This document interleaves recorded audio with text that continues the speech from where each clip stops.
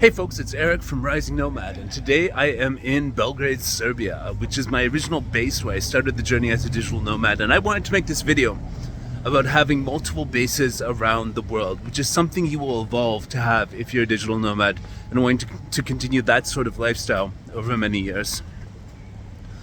My main base now is in Copenhagen, the island in the south of Thailand, in Asia. And I've evolved to want to be in that place most of the time because of basically weather, culture, my own resonance these days with the different cultures that I travel in. But I've slept in more than 30 places this year. It might even be more than 40. I'm not really sure. I haven't been really counting. And so, I've been able to work comfortably from everywhere, but there's a lot of stuff, routine-based stuff, that makes it preferable to have multiple bases around the world when you're traveling. And so my two main bases are here, Belgrade, Serbia, or Serbia in general, and Copenhagen in Thailand now. And I've got places to live in both. Here in Serbia, I've got an apartment I rent right here in the city center of Belgrade. And I've got a house or a property with two houses in the countryside, which is about 80 kilometers south from here.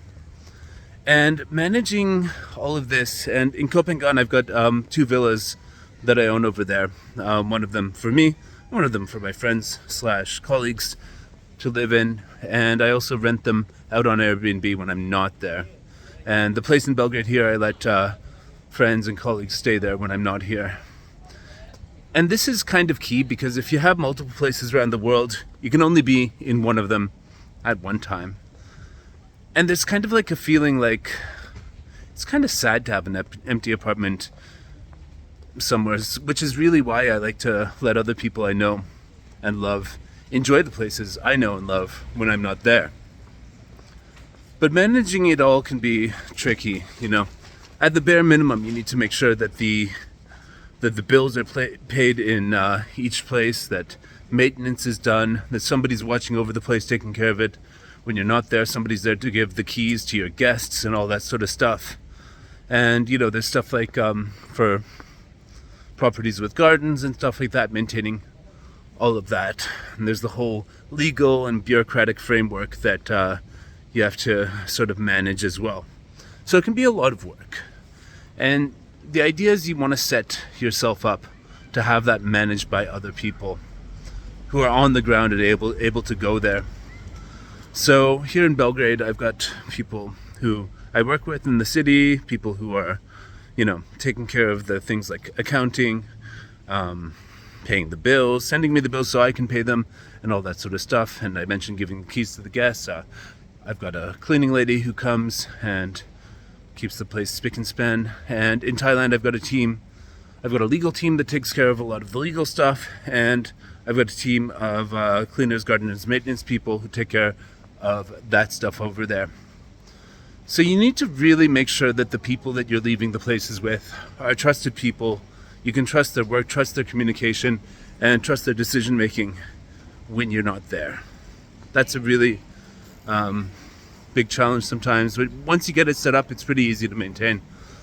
For example, if you own a company that's renting or owning the properties, you need to make sure that you leave people with power of attorney. So things that involve communicating and coordinating with government authorities and stuff like that, like electricity, water, all that sort of stuff, are taken care of.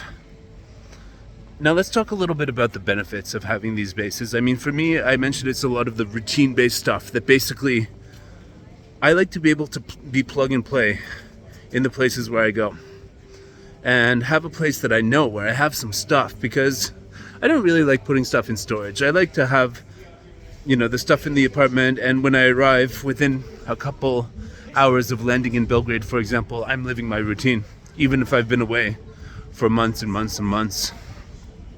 So the stuff I tend to have in a base, stuff like a bicycle, stuff like a yoga mat, a guitar, stuff to prepare food, like a blender, a food scale, so I can weigh out my portions on all that sort of stuff.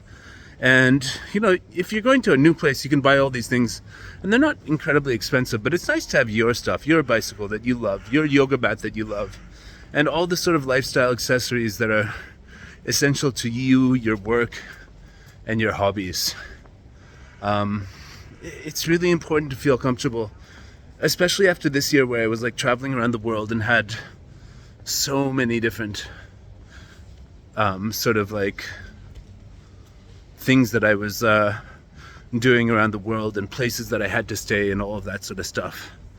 Really important to just be able to come back to places where I feel comfortable, settled in. So Belgrade and Copenhagen are places where I have my routines. I have the places where I drink coffee in the morning. I have the places I go to eat pizza on the weekend.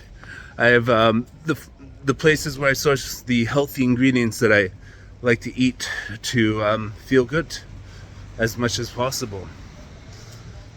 Yeah, so the whole thing comes down to you want to be able to just go and plug and play into the places where you love.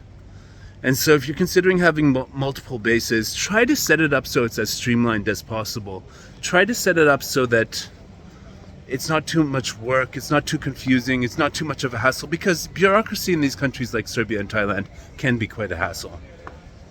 So make sure you do all the work in advance before leaving a place so that that place can be, the properties and stuff that you have in that place can be taken care of while you're away. And yeah, it's very rewarding to know that you have a presence in multiple countries. I mean, I'm about to go from here, it's August 2023, I'm about to go from here to Copenhagen, and I'm going to stay there for like 8 months this time, I think. Probably traveling a bit around Asia, but 8 months is a good time for me to, first of all, escape European winter, and second of all, just feel like I'm at home somewhere. So the further videos on this channel will probably be made from there, and I'll keep on going and you know, expressing my sort of feelings about the digital nomad lifestyle, the deeper psychological aspects of it while I'm there. And yeah, I hope that you're with me on this journey. So if you haven't subscribed to the channel, please do so. Like this video, it helps us out at this channel, and you're going to see a lot more content over this winter. But just imagine the different lifestyles you can have around the world. In a place like Belgrade, this is so different than Copenhagen. You know, the European culture is very different than the Asian culture, and in Copenhagen I have a sort of rural plus city life where I have lots of interesting things going on around me, but in a place where I can connect with nature whenever I need to. So it's all about finding your balance and then having a spice of life in between. So yeah, let me know if you have any tips or tricks that will help you set up multiple bases around the world. Let me know in the comments. And thanks for watching this video. I'll catch you later.